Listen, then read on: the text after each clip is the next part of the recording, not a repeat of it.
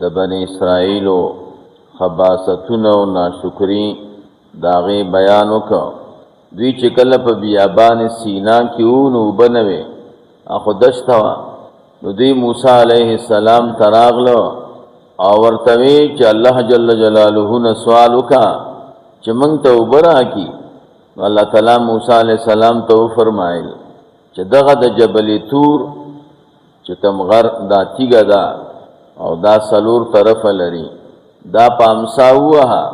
نو دا غینه به وبر روان شي 12 چینه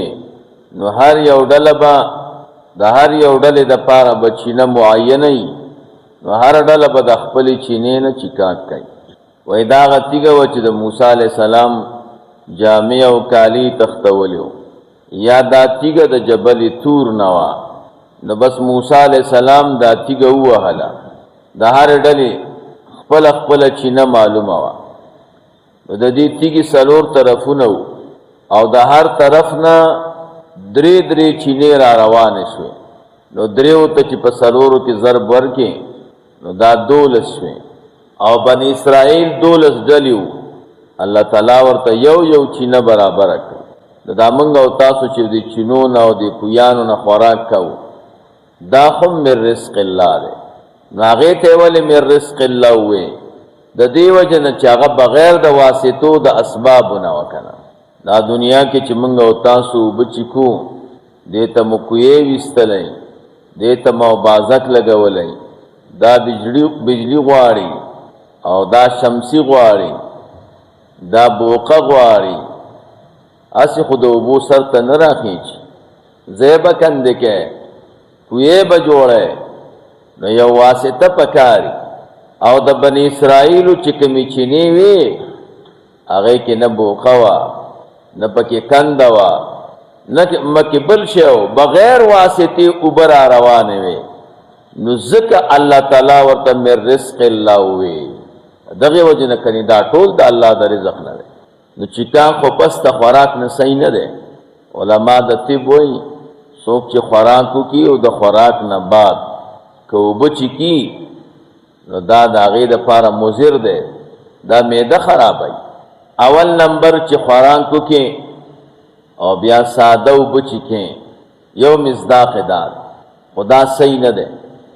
ځکه اوبه پس ته خوراک نه معدې دپاره مضر دي. دویم مصداق دا دی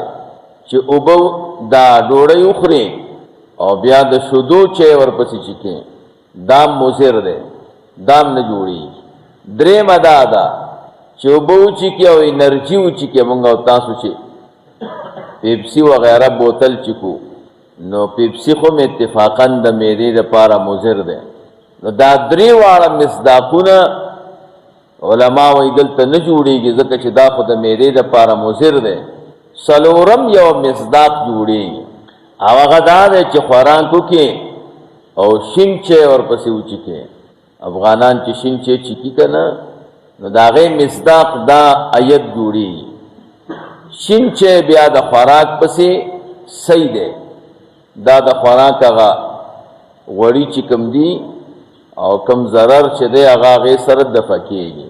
نو موږ ته به استادانه وي چې شین چای پس د ډوډۍ نه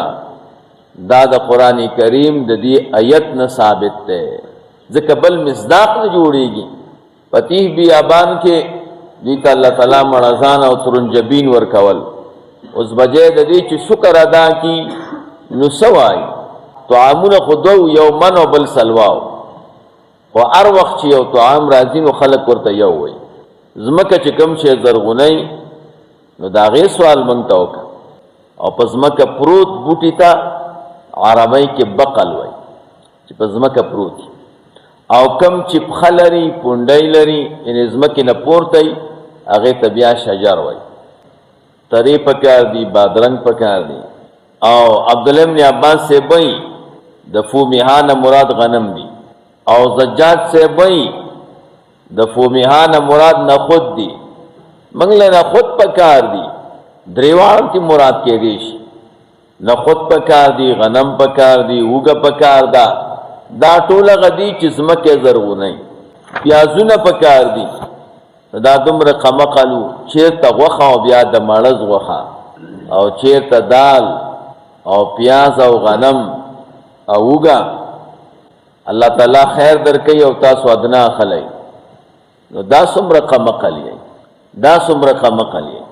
اوس دا ده چې بادرنګ او اوږه وغیره دا الله تعالی فرمایي دا ادنا دي دا ناکاره دي دا بیکاره دي او غوښه د کار ده ولې د دوه وجو نه وجوهات ډېر دي خو دوه زده کوي یو دا دی چې دا دوی ته الله تعالی کوم ترنجبین او مړزان ورکول دا بغیر سواله دی سوال نو کړي او دا بادرنګ اوږي او ترې چې غواړي دا پسته سوال دی او الله تعالی چې مسلمان ته مؤمن ته انسان ته کوم نعمتونه چې د سوال نه بغیر ورکوي هغه خو اعلی دي د هغې نه چې پسته سوال نه دویمه دا ده چې غوښه چې ده دا الله تعالی مؤمنانو ته ورکوي بغیر مشقته زمونږ استاسو زمانه کې هم چې څو غوښې ډېرې خوري نو هغې کې مشقت نه وي که نه او دا بادرنګ او ترې او د دې دیقانۍ شیونه دا خو سره د مشقته ورکول کېږي نو کوم شی چې بې مشقته حاصلېږي هغه ورکوئ او چې کوم با مشقته دی نو هغه اخلئ ويقتلون النبیین او وجلب انبیاء کرام بغیر الحق بغیر د حقه د پیغمبر وجل خاصم بے حق دی د دوی په عقیده کې امدا او چې دا موږ بے حق وجنو نه په یو ورځ کې 300 انبیا دا شهیدان کړي او څو کوئی په اول د ورځې کې په یو ورځ کې 300 او په آخر د ورځې کې مازیګر کې اویا انبیا کرام دوی شهیدان کړي او د انسان چې کوم بندگی دا